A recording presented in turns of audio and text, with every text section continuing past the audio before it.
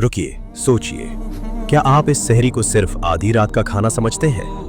क्या ये बस पेट भरने का एक जरिया है, या एक ऐसी इबादत जिसका जिक्र खुद नबी करीम मोहम्मद सल्लल्लाहु अलैहि वसल्लम ने खास तौर पर फरमाया? क्या आप जानते हैं कि इस छोटे से अमल में कितनी बरकत, कितनी फजीलत और कितनी उम्मती पहचान छुपी हुई है? चलिए जानते हैं, लेकिन पहले सहरी का हुक्म क्या है? सहरी, जिसे अरबी में सहूर कहा जाता है, ये वो खाना है जो फज्र से पहले रोजे की नीयत के साथ खाया जाता है। लेकिन क्या ये फर्ज है या सुन्नत या फिर नफिल है या सिर्फ एक आदत? नबी करीम मोहम्मद सल्लल्लाहु अलैहि वसल्लम ने फरमाया, तसहरू फ़इन्न फ़िस्सुहूरी बरका, यानी सहरी किया करो क्योंकि सहरी में बरकत है। ये हदीस सही अल बुखारी हदीस नंबर 1923 और सही मुस्लिम हदीस नंबर 1095 में मौजूद है। उलमा का इजमा है सहरी फर्ज नहीं, लेकिन ये ऐसी सुन्नत है जिसे नबी सल्लल्लाहु अलैहि वसल्लम ने कभी तर्क नहीं किया। सोचिए, अगर ये मामूली अमल होता तो इस पर इतना जोर क्यों दिया जाता? और अब वो हदीस जो सहरी को उम्मत की पहचान बनाती है। नबी करीम मोहम्मद सल्लल्लाहु अलैहि वसल्लम ने फरमाया, फस्लु मा बैना सियामिना व सियाम अहलिल किताब अक़लतुस सुहूर, यानी हमारे रोजे और अहले किताब के रोजे के दरमियान फर्क सहरी खाना है।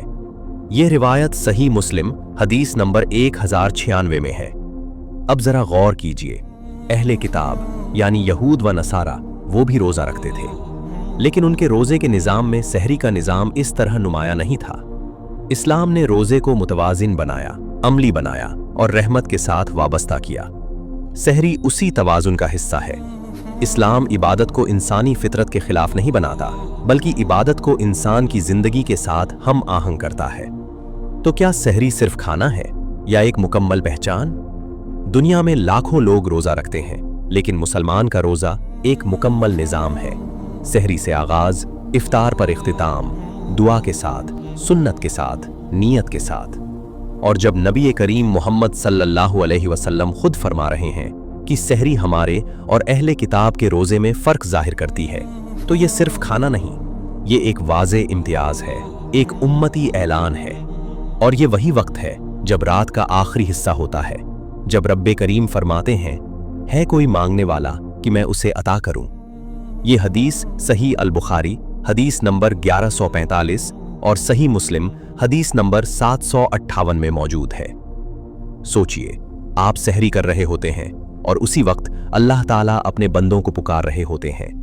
क्या ये सिर्फ खाने का लम्हा है या कबूलियत की घड़ी? अल्लाह ताला कुरान में फरमाते हैं, या अय्युहल्लज़ीना आमनू कुतिबा अलैकुमुस्सियाम, सूरह अल बकरा आयत नंबर 183।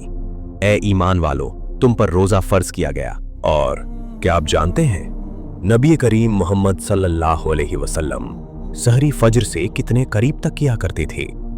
हजरत अनस रज़ी अल्लाहु अन्हु रिवायत करते हैं, हमने नबी करीम मोहम्मद सल्लल्लाहु अलैहि वसल्लम के साथ सहरी की, फिर आप नमाज के लिए खड़े हो गए। पूछा गया, सहरी और फज्र के दरमियान कितना वक्फा था? आपने फरमाया, कदर मा यकरा उर रजुल खमसीना आया, यानी सिर्फ इतना वक्त जितना कोई शख्स 50 आयात पढ़ ले। सही अल बुखारी हदीस 1921, सही मुस्लिम हदीस 1097। लेकिन याद रखिए, कुरान फरमाता है, खाओ पियो यहां तक कि सुबह की सफेद लकीर सियाह से नमूदार हो जाए।